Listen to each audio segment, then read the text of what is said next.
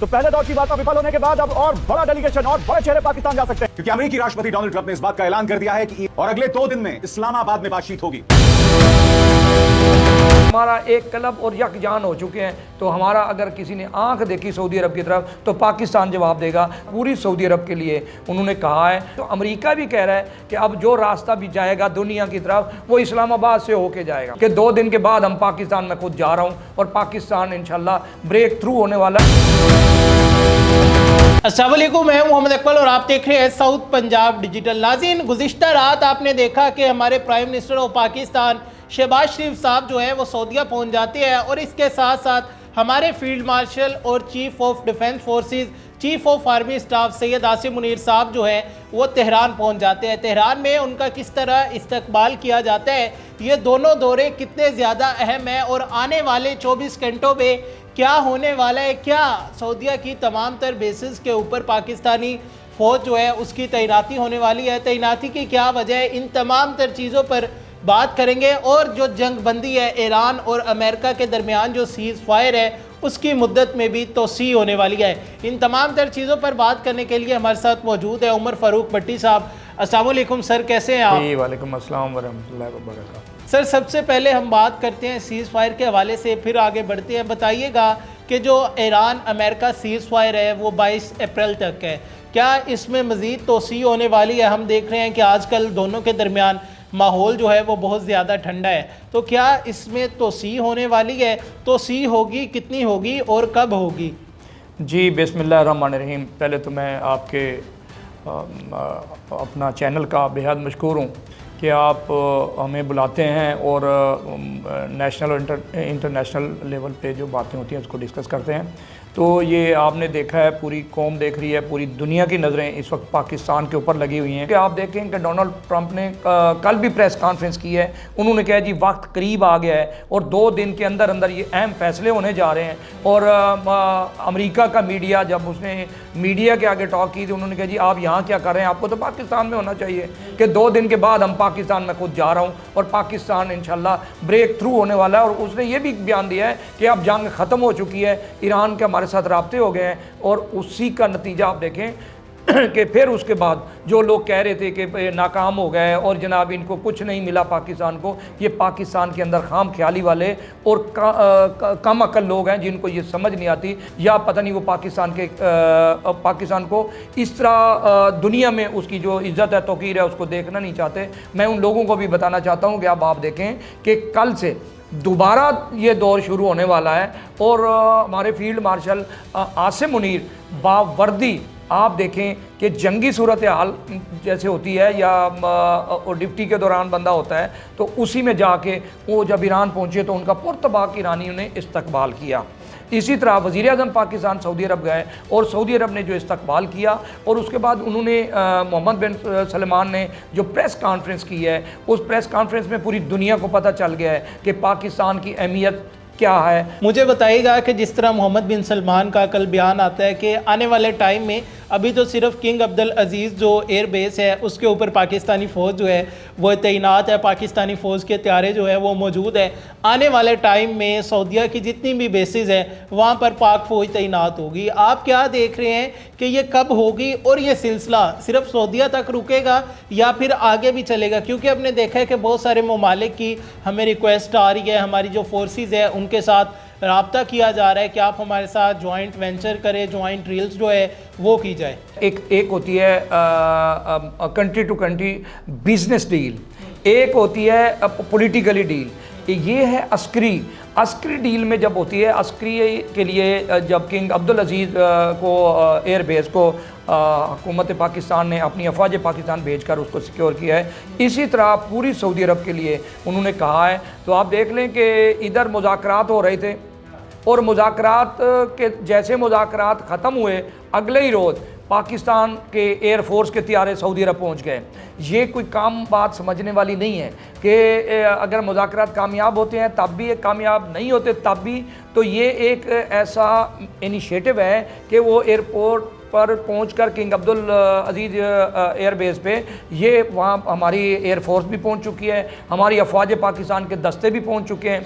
उनका सऊदी अरब का वैसे भी हमारा देखें कि रूहानी हमारा रिश्ता है कि हमारा रोज़ा रसूल सल्लल्लाहु अलैहि वसल्लम और हमारा अल्लाह का घर वहाँ है, हम उम्रे और हज के लिए जाते हैं। हमारा एक वो रिश्ता है जो ना टूटने वाला है। चाहते हुए भी जो लोग कहें ऐसा नहीं हो सकता, लेकिन सऊदीया को जब ये गारंटी मिल गई, सऊदीया के लोग वहाँ कह रहे हैं, वज़ीर ख़ारजा से इंटरव्यू किया उन्होंने कहा जी अगर हमारे ऊपर कोई हमला हुआ तो हम एटमी छतरी के नीचे हैं, पाकिस्तान के पास एटमी क़ुव्वत है और पाकिस्तानी जो है हमारा इत्तेहादी नहीं है, हमारी एक पार्टनरशिप वो नहीं है कि एक रस्मी होती है। तो हमारी ये है कि हमारा एक क्लब और यकजान हो चुके हैं। तो हमारा अगर किसी ने आंख देखी सऊदी अरब की तरफ तो पाकिस्तान जवाब देगा। तो इसी को मद्देनज़र रखते हुए खलीज में जो जंग हुई है, अगर पाकिस्तान इसमें इन्वॉल्व ना होता, फील्ड मार्शल और वज़ीर आज़म और डिप्टी वज़ीर आज़म रात दिन मेहनत ना करते, तो ये जंग कुछ किसी और तरफ रुख कर जाती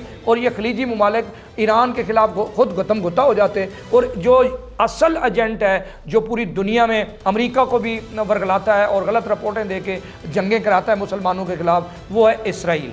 और इसराइल का वो मकसद कामयाब हो जाता, लेकिन इसको बड़ी महारत से, बड़ी कैदाना सलाहियत से पाकिस्तान ने काउंटर किया है। और पाकिस्तान ने तमाम खलीजी ममालिक में भी अपना किरदार अदा किया है। सऊदी अरब को भी कहा है कि जवाब नहीं देना। आप देखें किसी ने कोई जवाब नहीं दिया। बिल्कुल ऐसे। अच्छा भट्टी साहब, इसमें यह बताएगा कि जिस तरह हमारे फील्ड मार्शल जो है वो तेहरान में मौजूद है, हमारे प्राइम मिनिस्टर जो है वो सऊदीया में मौजूद है, तो क्या नई खुशखबरियाँ आने वाली है? सऊदीया से क्या खुशखबरियाँ आने वाली है? और इसके साथ साथ ईरान की हम बात करें, वहाँ से क्या नई खुशखबरियाँ आने वाली है? और ओवरऑल आप बताएं कि इस टाइम पे दुनिया में क्या सूरत हाल है और पाकिस्तान के मुस्तकबिल के लिए कौन सी बेहतरियाँ? देखिए, इस वक्त पूरी दुनिया की नज़रें पाकिस्तान पर हैं, क्योंकि ये पूरी दुनिया की मईशत को नुकसान हो रहा है स्टेट ऑफ हुर्मुज़गान के बंद होने की वजह से। तो हमारे फील्ड मार्शल ईरान में हैं, तो वो ईरान के साथ, ईरान को भी एतमाद है हमारे पाकिस्तान के ऊपर, हमारे फील्ड मार्शल के ऊपर, और सऊदी अरब को भी और अमेरिका को भी। तो आप देखें कि अमेरिका का सदर कह रहा है कि मैं 2 दिन के बाद पाकिस्तान जा रहा हूं और पाकिस्तान से हमारा मुआहदा, उन्होंने, आप ये देखें, नेटो को भी उन्होंने कह दिया कि नेटो भी काबिल एतमाद नहीं रही। अब जो हमारा काबिल एतमाद दोस्त है वो पाकिस्तान तो देखें, ये कम खुशखबरी नहीं है। तो $5 अरब जो है वो सऊदी अरब ने कहा है कि हम आपको सिक्योरिटी के तौर पर दे रहे हैं। तो ये देखें कि अब जो वो दे रहे हैं, तो अमेरिका भी कह रहा है कि अब जो रास्ता भी जाएगा दुनिया की तरफ वो इस्लामाबाद से होके जाएगा। इसमें भट्टी साहब आप ये देखें कि भारत हमेशा से प्रोपोगेंडा करता है, इस पे भी उसने बहुत प्रोपोगेंडा किया, जंग बंदी नहीं होगी, सीज़ फायर नहीं होगा, ईरान पाकिस्तान नहीं आएगा, वो जेडी वेंस पाकिस्तान नहीं आएगा। अब वो दोनों आ गए। अब हमारे जो फील्ड मार्शल है वो ईरान चले गए, शहबाज शरीफ साहब जो है वो सऊदीया चले गए। अब रात से भारतीय मीडिया जो है वो फिर पागल हुआ है कि हमारी फॉरेन पॉलिसी तबाह हो गई, 2 दिन बाद वो लोग पाकिस्तान पहुंचने वाले हैं, अब पाकिस्तान की वैल्यू दुनिया भर में ऊपर चली गई है। आप भारतीय मीडिया को और भारतीय गवर्नमेंट को क्या पैगाम देना चाहेंगे? देखिए, वो बुखलाहट का शिकार हैं, वो हमसे 4 गुना बड़ा मुल्क है, उसके बावजूद आप देख लें कि 10 मई 2025 से लेकर अब तक उनको सांस तक नहीं आ रही, उनकी कोई सुन नहीं रहा, वो किसी खाते में नहीं है पूरी दुनिया में, ना उनका कोई सफारतकारी में उनका कोई उनसे रब्ता कर रहा है, ना मुआशी तौर पे कोई कर रहा है, ना पॉलिटिकली तौर पे कर रहा है। वो दुनिया से कट गए हैं। जिसको अमेरिका को कहते थे कि अमेरिका हमारा साथी है, अमेरिका ने भी देख लिया कि असल दहशतगर्द वो हैं।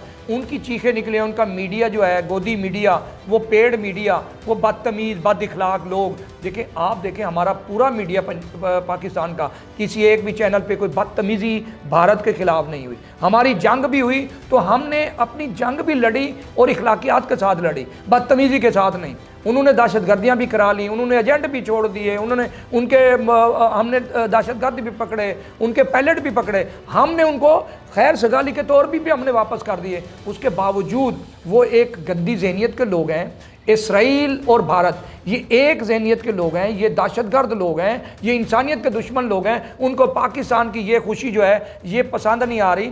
उनके चाहने ना चाहने से कुछ नहीं होता, वही होता है जो मंजूर खुदा होता है। अल्लाह ताला जब जिसको इज़्ज़त देता है तो फिर ये इज़्ज़त देता है। उमर फ़ारूक भट्टी साहब, बहुत शुक्रिया। नाज़रीन, आपने तमाम तर तफसीलात जारी कि किस तरह से पाकिस्तान की इम्पोर्टेंस जो है किस तरह दिन ब दिन जो है बढ़ती जा रही है। हमारे फील्ड मार्शल जो है इस टाइम पे ईरान में मौजूद है और हमारे जो वज़ीर आज़म है वो सऊदीया में मौजूद है। सऊदीया के साथ हमारी जो डिफेंस डील है, जो हमारा दिफाई मुआहदा है वो एक्टिव हो चुका है, जिसके तहत हमारे जो फाइटर जेट्स हैं, हमारे जो सोल्जर्स हैं वहाँ पर मौजूद है। और आने वाले टाइम में हो सकता है कि बहुत सारे और ममालिक हैं जिनके साथ हमारी ये डिफेंस डील हो, क्योंकि बहुत सारे ममालिक ऑलरेडी हमारे साथ इन कॉन्टैक्ट है, हमारी फोर्सेस के साथ इन कॉन्टैक्ट है कि हमारे साथ ज्वाइंट वेंचर किया जाए, ज्वाइंट ड्रिल्स की जाए। और अब वो लोग कह रहे हैं कि हमारे साथ भी डिफेंस डील जो है, डिफेंस एग्रीमेंट जो है वो किया जाए। पाकिस्तान के लिए आने वाले दिनों में बहुत ज़्यादा खुशखबरियाँ आने वाली है और ईरान अमेरिका जंग बंदी जो है वो भी मुकम्मल तौर पर जल्द आपको बंद होती नज़र आएगी। अपने मेज़बान मोहम्मद अकमल को दीजिए इजाज़त। अपना बहुत सारा ख्याल रखिएगा। दोबारा मुलाकात होगी। अल्लाह निगहबान।